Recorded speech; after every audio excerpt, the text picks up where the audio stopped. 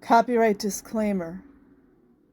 Under Title 17 U.S.C. Section 107, allowance is made for fair use, for purposes such as criticism, comment, news reporting, teaching, scholarship, and research. Fair use is permitted by copyright statute that might otherwise be infringing. Nonprofit, educational, or personal use tips the balance in favor of fair use. Okay, this is from UPI Archives.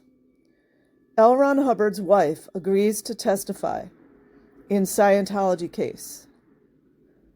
By Gregory Gordon, dated November 25th, 1980.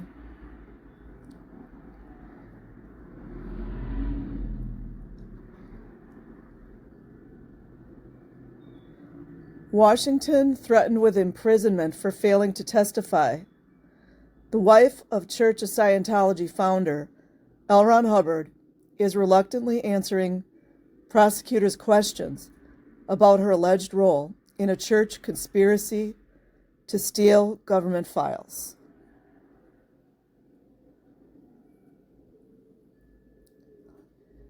But 3 other high-ranking church members refused to testify Monday at the trial of 2 Scientologists, despite an appeals court ruling earlier in the day upholding an earlier civil contempt citation against them.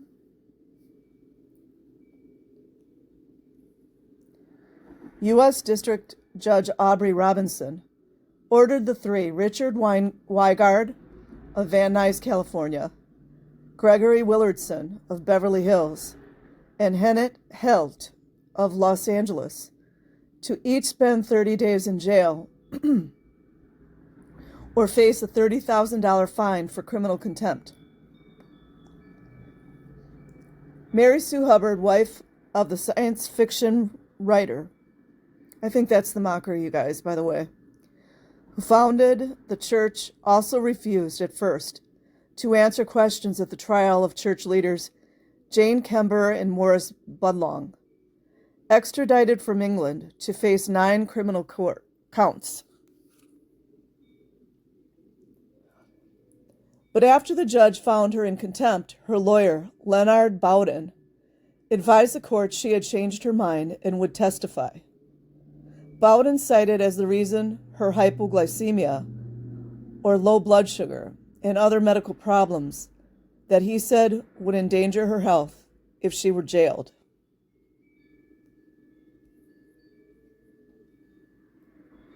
Mrs. Hubbard, who was among 9 Scientologists convicted in 1979 and sentenced to 4 and 5-year jail terms, testified for the first time since the government brought charges against 11 church leaders.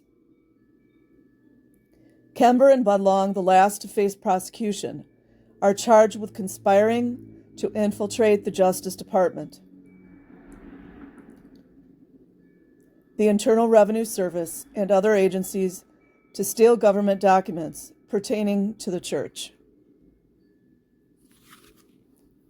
Mrs. Hubbard was evasive in answering prosecutors' questions about the church's guardian office that she headed and where Kember and Budlong worked, a unit designed to protect the church and combat enemies of Scientology.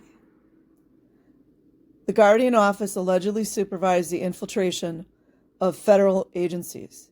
Notice this was the only time they went after him, though, right? Because raping children's fine. Robinson, who granted immunity to Mrs. Hubbard, Weigard, Willardson, and Helt to force them to testify, said at one point, "It troubles the court when there is an abject refusal to testify." Doesn't that remind you guys of how Scientology refuses to let the police into their buildings? And since when do police not tell perpetrators what's going to be done?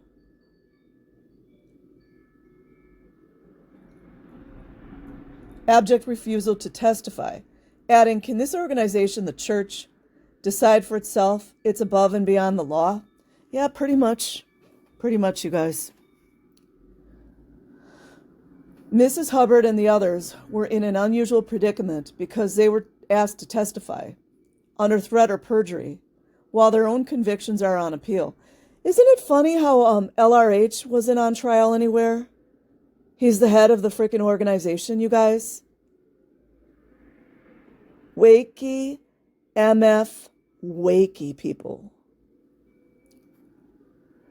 Robinson held the four in civil contempt earlier in the trial when they refused to testify. When the appeals court upheld that ruling, the judge noted that civil contempt would allow him only to jail the Scientologists until the end of the now nearly completed trial for Budlong and Kember. He then found them in criminal contempt.